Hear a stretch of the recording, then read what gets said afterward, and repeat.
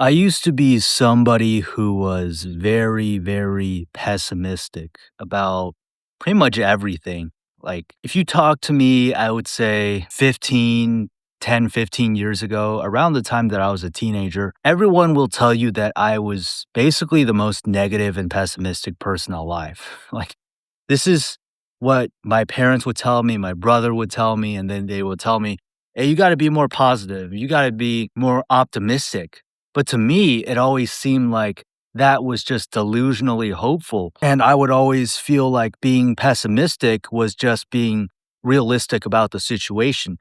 And that's what I've come to realize is the go to cope for most people who are very negative, who are very pessimistic about things, is that they'll just say, "Well, I'm just being realistic, man. I'm just telling you how it is, and you're the one who wants to, dance around the uncomfortable truth and not acknowledge that." But I got to be honest. Many times, it's really just an excuse to validate your own worldview because I've come to see that as I've just lived life and eventually got tired of this negativity loop. I've come to see that when you are dead set on seeing the world a certain way, your mind will just filter out any other information and it will just hyper focus on the things that confirm that worldview. So when I was a teenager and I was very negative about things, I would specifically only point out negative things and I would say, "See, I told you, this proves that I'm right." And anytime something positive will happen, I would just dismiss it as a fluke. I would just say, "Oh, well, this is just an outlier. This is like not par for the course." And as a result, I would only notice negative things, and that would create this positive feedback loop inside my own head where I just thought the world was a very negative place. And to be fair, yes, there are so many things that are problematic with this world that we should absolutely talk about. But it's like those types of things are not going to be solved by just having such a black pilled view of the world.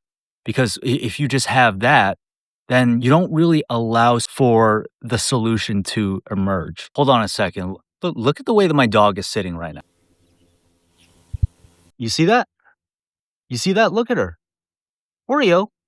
Oreo, come here. No.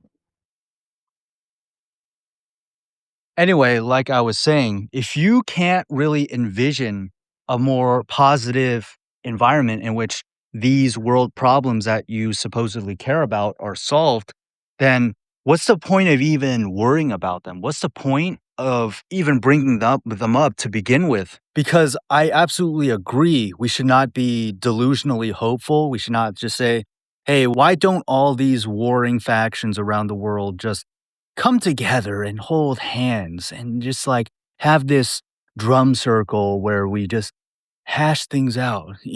Obviously that is just retarded, but I would say it's equally pointless to have a really black pilled view on things and use all of these problems around the world as an excuse. Because if anything, this should be the reason why we envision a more positive outcome for the world. Otherwise, you're really just using all of these problems as justification for your own negative worldview and to prove to your own ego that you're right all the time about things being bad. Because most of the solutions that we see today as peaceful solutions to things, they didn't just come about. Okay. Somebody had to come up with the vision first that obviously at the time probably sounded impossible. Like if we even think about the formation of the United States, somebody had to envision this new country out of all of these separate colonies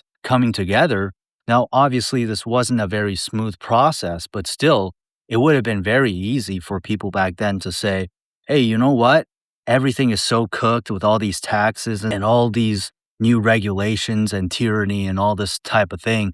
But then, if nobody ever came up with some kind of more positive vision for the future, then we wouldn't really have the United States of America as we see it today. And so I don't think the solution, if you are extremely pessimistic, is to immediately switch to saying that everything is positive, but it's more just like kind of noticing your tendency to see everything as negative first and then really just allow for the possibility to emerge. So instead of saying things like the dating market's completely cooked, all women want are six-figure guys, and then like hypergamy, all this type of stuff, the solution is not to go from that to saying, "Oh, the dating market is amazing." It's not to be extremely delusional like that. It's not to delude yourself into being positive because your brain is just going to reject that right away.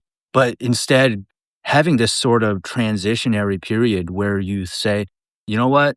There are a lot of negative women out there in the dating market. But there are a lot of positive people out there too. And just allowing that ambiguity is what's going to really help you go from a very pessimistic and negative black pill worldview to one that's a little bit like not super white pilled, but just like bring you into this in between area that's very important for you to allow for that negative thinking to gradually disappear on its own. Now, it obviously, it's not going to disappear completely, but all we're trying to do is just weaken its influence. Now, I use the dating market as an example, but you could really just apply this to anywhere else. Now, it's obviously not gonna be like a straight shot. You're going to have days where you feel more negative, and some days you just feel good. Some days are just gonna be so and so. But it's just getting on that journey that really shows you the possibility of a different way of seeing things, not necessarily changing completely. Even for me, I will have times where I just feel very negative and black pilled about things, and it will just go up and down. It's definitely not a linear journey. And even the last couple of months, I've had times where I just felt like, you know what, I don't, I just feel like things are kind of cooked, and it's like nothing, no one else seems to see this. But then I will take a step back. I'll say, you know what? I'm just going to keep an open mind, allow for new possibilities to emerge. And then from there, I start looking at, oh, okay, there's some good things happening, even though there are a lot of bad things in the world. And, in my own life, I can see that I'm grateful for this, grateful for that. This good thing happened to me today. See, so the evidence kind of builds up again, and you realize that things are not all bad, and what you focus on expands. So why not focus on the good things? And this is where gratitude journaling comes in very useful. It's something I've used for a number of years, and it takes a while because the first few days you're doing it, you feel like this is kind of cringe. This is not really working. But then I would say around week two, week three, because every night you're writing down three, four things that you're grateful for, no matter how small they are, you will start to see these things in your day to day life just because oh, at the end of the day, I'm going to write down three or four things that I'm grateful for.